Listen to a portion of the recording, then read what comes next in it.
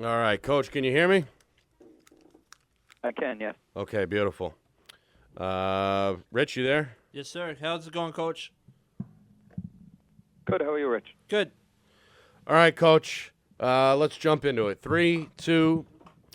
All right, let's bring in now Coach Pike of the Salem Blue Devils. Nearly upset Pinkerton on Saturday, a 14-7 defeat. Coach, a loss is a loss. We know that, but I'm sure there were a lot of positives that your group took away from that loss against Pinkerton. Yeah, there were a lot of positives. Pinkerton is obviously one of the best teams in the state and a great program. And our kids hung right with them and played them in a pretty even game. So from a confidence standpoint, I'm sure that helps us. And to know that we can play with them is a good thing.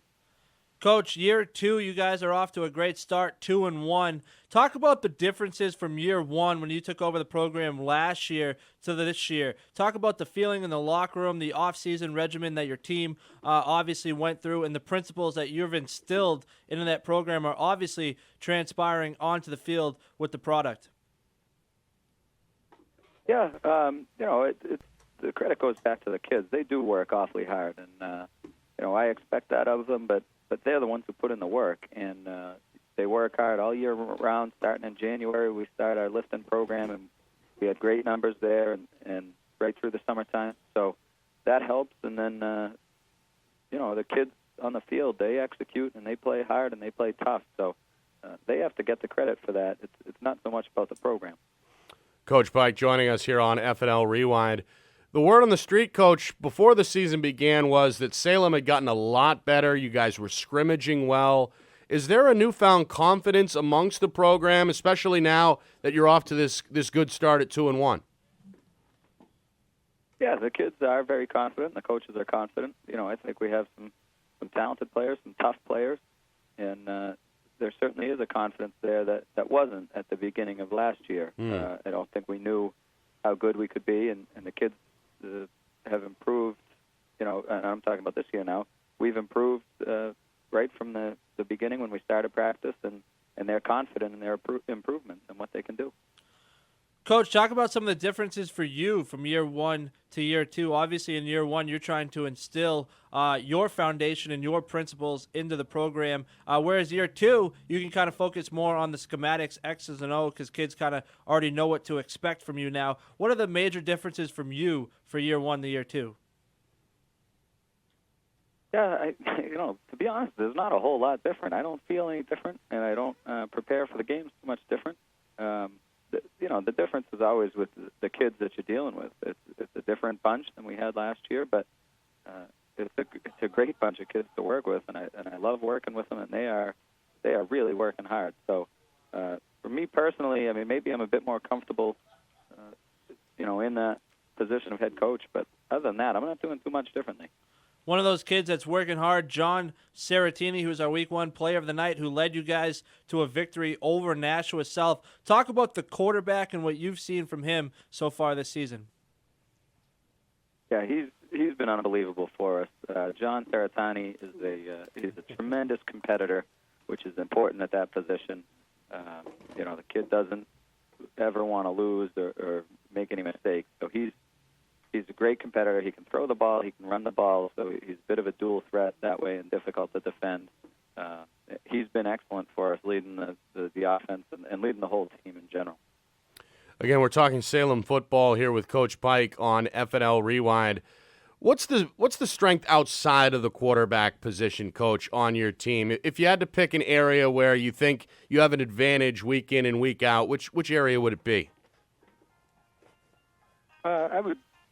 I don't know if we have an advantage over anybody week in, week out, but we do play good defense. Our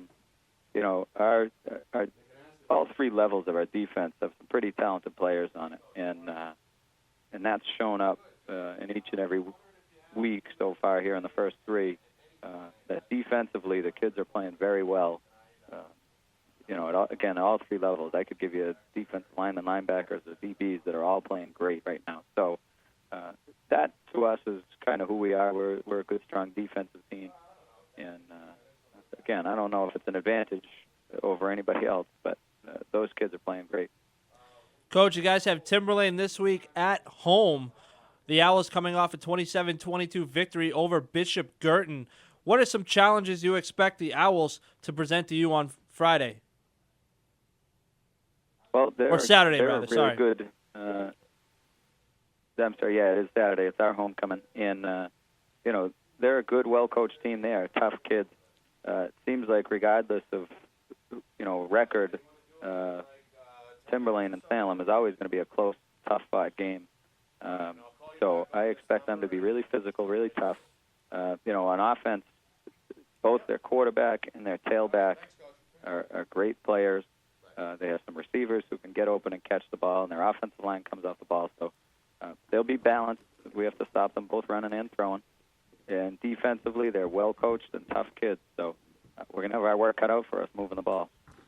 They have a running back, Tyler Fury. Are you one of these coaches that make sure that the best player on the other team doesn't beat you, or do you just stay with your schematics and your strategy week in and week out? Are you going to try to scheme to stop him and then let somebody else beat you? Well, no, I don't think we'll scheme necessarily. We have to be aware of Tyler. He's a tremendous running back. But if we get too involved and put 10 guys up there to stop the run, then they're going to beat us throwing the ball. So I don't think you get too involved trying to take him away scheme-wise. But as a defense, we all have to know where he is on every play and what he can potentially do from where he is because he is a great runner. Again, the topic, Salem football. The Blue Devils 2-1 on the young season. Our guest is Coach Pike. Coach, how's the team from a health perspective moving into Week 4? Pretty good. We're mostly healthy, typically at this time of year, guys are going to be a little banged up, but for the most part, we're doing pretty well. Now, Coach, I don't want to keep harping on the Pinkerton game, but talk about the bus ride home. Was the feeling that you kind of had a good showing, and I know nobody's going to take a loss and be happy with it, but can you be somewhat happy about the performance of your team, and how was the morale on the bus ride? Was it, hey, we had them, we put up a good showing, we'll get them next time type of morale? Well, I think on the bus ride home, Rich, it's still that's pretty close to a tough loss. So, and we typically, we allow for a little bit of emotion there right after, whether a win or a loss. But by the next day, or certainly by today, 2 days removed, it's time to move on and go to work. And, it's like any game, win or lose, there's always good things that you can take away from it and say, hey, we're doing this well, and that's great, and there's things that we can improve on. So, I'd say the kids were down a little bit, but overall, we got to come in today, and we have practice this afternoon, and we're going to go to work. Hey, Coach, great start to the season. We appreciate your time today. Good luck moving forward, and we'll talk soon. All right, thank you very much, guys. All right, thanks, Coach. Again, we're going to air this tonight at 6 o'clock. If you want to tune in, it'll be 900 a.m. Awesome. Thanks, Nick. Hey, thanks, Coach. Really appreciate your time. Good luck this week against Timberlane. Thank you, Rich. I'll talk to you guys later. All right, bye now. Bye. Yeah, Coach, thanks for